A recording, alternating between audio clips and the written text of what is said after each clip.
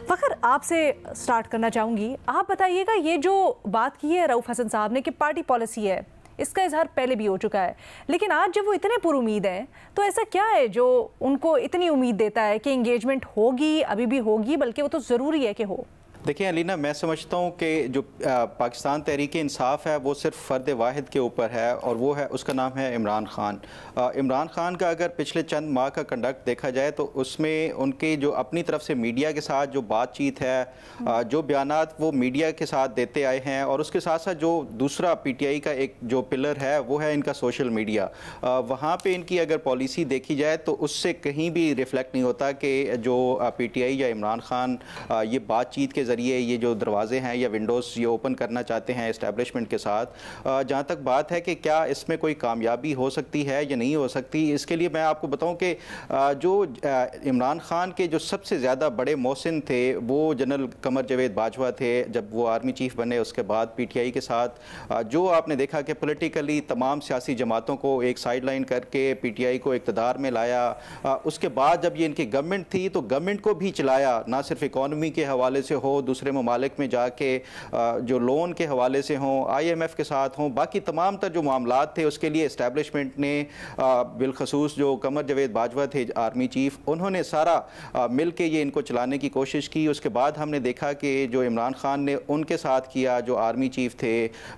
जब ये इन्होंने ही मेरी हुकूमत गिराने में ये अहम किरदार अदा किया है। उसके बाद वो रिटायर हो गए तो जो मौजूदा आर्मी चीफ है उनको ये इन्होंने जिस तरह टारगेट किया, इदारों के ऊपर जो हमले किए, तो उसके बाद मैं नहीं समझता कि ये जो फोरसीएबल फ्यूचर है उसमें कोई PTI के लिए, ये ख़ास तौर के ऊपर इमरान ख़ान के लिए इस तरह के कोई बातचीत या मुज़ाकरात के दरवाजे वो खुल सकते हैं कि उसका जो मेन मसला है वो इमरान ख़ान की ज़ात के ऊपर लैक ऑफ ट्रस्ट है। जिस तरह इदारों ने बालाए ताक रखते हुए सब कुछ इनको इक़्तिदार में लाए थे, और उसके बाद जो इन्होंने ये इदारों के साथ किया, 9 मई की सूरत में हो या जो उस टाइम के जो आर्मी चीफ थे उनको मीर जाफ़र या मीर जो सादिक है उनका खिताब देना हो, उसके बाद का भी फिर SIFC को टारगेट करना हो, या इवन चंद दिनों तक पहले तक भी इनके जो सोशल मीडिया से जिस तरह के बयानात आते रहे, तो मैं नहीं समझता कि कोई इनके लिए अभी कोई ख़ास तौर के ऊपर मौजूदा सूरत हाल में कोई इनके लिए वो किया जा सकता है। हाँ, इनके लिए कोई थोड़ी सी नरमी, जो ये जिस तरह की सख्ती वो बरती जा रही है उसमें नरमी आ सकती है, और वो नरमी उस सूरत में आ सकती है अगर इमरान ख़ान की कोई गारंटी दे दे कि वो जिस तरह के ये बयानात या जिस तरह की उनकी अभी पॉलिसी है वो उसको बिल्कुल तर्क कर देंगे। और दूसरा जो इनका सोशल मीडिया है जो कि बहुत ज़्यादा टॉक्सिटी फैलाता है, ये हिकमत-ए-अमली है क्या? ये इसको ज़रा समझाने की कोशिश अगर आप कर सकते हैं तो ये आपको क्या समझ आती है इसकी? एक तरफ ये लोग बड़ी सख्त ज़बान इस्तेमाल करते हैं, दूसरी तरफ ये लोग इंगेजमेंट की बातें भी करते हैं, ये क्या है? देखिए, इमरान ख़ान का बुनियादी मकसद ये है कि वो ये जानते हैं कि इक़्तिदार में आना है तो इस्टेब्लिशमेंट को खुश करना होगा। वो उन्होंने बातचीत के लिए या मुज़ाकरात के लिए शुरू में बात की थी, लेकिन जो इनका कंडक्ट था उसके बाद इस्टेब्लिशमेंट ने जो है वो इसके लिए मुज़ाकरात या बातचीत के दरवाजे बिल्कुल बंद कर दिए। उसके बाद इमरान ख़ान ये समझते हैं, और हमेशा से उनकी पॉलिसी है कि offence is the best defence, कि आप जितना ज़्यादा ऑफेंसिव हो के अपने जो मुखालिफ है उसको कॉर्नर पे लाएंगे उतना ज़्यादा शायद आप अपनी बात मनवा सकेंगे। ये अब तक उसी जो है वो पॉलिसी को जारी किए हुए हैं, लेकिन मेरा ख्याल है कि ये उस पॉलिसी ने इनको ये शायद खेल के मैदान में तो ये कामयाबी दिलवा सकती है, लेकिन सियासत और ख़ास तौर के ऊपर मौजूदा सूरत हाल में इस पॉलिसी से इनको कोई फ़ायदा नहीं हुआ, उल्टा नुकसान ही होगा। महमल, आपकी क्या राय है? जनरल फैज का जब से अरेस्ट हुआ है उसके बाद से तो ये मामला और भी पेचीदा हो गया, और बल्कि अब तो काफी क्लियर भी हो गया है कि वो नहीं बात करना चाहते। तो शायद यही वजह है कि इमरान खान साहब जो खुद हमेशा कहते थे कि वो एस्टैब्लिशमेंट से बात करेंगे, सियासी बातों से नहीं करेंगे क्योंकि उनके पास तो कोई ताकत ही नहीं, तो ताकतवर हल्कों से बात करेंगे। अब उन्होंने अपनी जो स्ट्रैटेजी है वो जलसों के थ्रू प्रेशर डालना, और ये स्ट्रैटेजी बदल दी, और ये कि जलसों के थ्रू प्रेशर डाले। मसला बताए इसके अंदर रवीना क्या है कि PTI को लगता है कि जो उनकी सियासत को फायदा होता है वो तब होता है जब कोई एक स्टेट ऑफ वॉर हो, केओस हो, एनार्की हो, प्रेशर हो। तो बिल्कुल ये फायदा होता जरूर है जब एस्टैब्लिशमेंट आपके साथ हो, लेकिन जब आप एस्टैब्लिशमेंट के खिलाफ ये सब करते हैं तो पाकिस्तान जैसे मुल्क में उसका नुकसान ही होता है। और मैं आपको ये बताती चलूँ रीना कि इवन वो लोग जो पीटीआई के वेल विशर्स हैं या वो नून या पीपल्स पार्टी के मुखालिफ हैं सिस्टम के अंदर, वो भी ये बात करते हैं जब आप उनसे पूछें इसके बारे में कि पीटीआई ऑपोजिशन में हो तो तब केओस और एनार्की फैलाती है, जब हुकूमत में हो तब भी उनको ये होता है इसको पकड़ लो उसको बंद कर दो, और इसी तरह अफरा तफरी का एक साइकिल रहता है, तो फोकस उनका गवर्नेंस पे नहीं होता। तो ये जो टैग अब पक्का जो होता जा रहा है ना, इसका पीटीआई को एक नुकसान होगा सिस्टमैटिकली। और ये ठीक है, पीटीआई को इसके बारे में सोचना चाहिए, स्ट्रैटेजी के बारे में भी सोचना चाहिए कि ठीक है उनके सपोर्टर्स में तो इसका उन्हें बेशक फायदा हो इलेक्शंस के अंदर जिस तरह हुआ, लेकिन सिस्टम में उसका जो है वो नुकसान होगा। तो इसलिए अब शायद पीटीआई को ये रियलाइज करना चाहिए कि बजाय इसके कि वो हमेशा कहते थे एस्टैब्लिशमेंट से बात करनी है, उन्हें सियासी जमातों को एंगेज करना चाहिए, क्योंकि एस्टैब्लिशमेंट तो देखे किसी की नहीं होती, वो तो अपना ही इंटरेस्ट देखते हैं। तो इस वक्त हुकूमत भी ठीक है अपना इंटरेस्ट जरूर देख रही होगी, लेकिन उसका हो सकता है कि अगर ये डायलॉग इनिशिएट करना चाहे तो हुकूमत भी इनको इनकार ना कर सके, तो एटलीस्ट इनको एंगेज करना चाहिए पॉलिटिकल पार्टीज के साथ। सिर्फ आप कहिएगा, जिस तरह से मामला चल रहे हैं आप इसको किस नज़रिए से देखते हैं? सख्ती भी है और फिर ये भी कहा जाता है इंगेजमेंट करनी है। क्या जो पार्टी तर्जुमान हैं या पार्टी के दीगर मेंबरान हैं वो सिर्फ अट्रैक्शन या अटेंशन के लिए बयानात देते हैं, या फिर वाकई में ये जो अपनी तरफ माइल करने के लिए ये बातें की जाती हैं, सख्त बयानात या कुछ, ये भी हो सकता है? शुक्रिया एलिना। देखें, मुझे तो पीटीआई की जो पॉलिसी है उसमें एक फुकदान नज़र आता है, एक वहाँ पे मुझे एक क्यास नज़र आता है, और वहाँ पे मुझे कोई क्लियर कट पॉलिसी नज़र नहीं आती, क्योंकि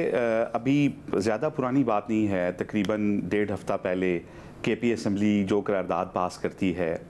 उसके बाद गंडापुर साहब जो लैंग्वेज इस्तेमाल करते हैं जलसे में, और अगले दिन खान साहब कहते हैं कि मैं उनके एक एक वर्ड के साथ खड़ा हूँ। उसके बाद फिर जो इमरान खान साहब खुद कहते हैं कि मैंने मुज़ाकरात के दरवाज़े मैं बंद कर रहा हूँ, मैंने इससे पहले 5-6 लोगों को एम्पावर किया हुआ था, वो बातचीत कर रहे थे, लेकिन अब मैं दरवाज़े बंद कर रहा हूँ। और तकरीबन 1 हफ्ते के बाद, तकरीबन 10 दिन के बाद रऊफ़ हसन साहब जो हैं वो कहते हैं कि हम बातचीत करना चाहते हैं। तो या तो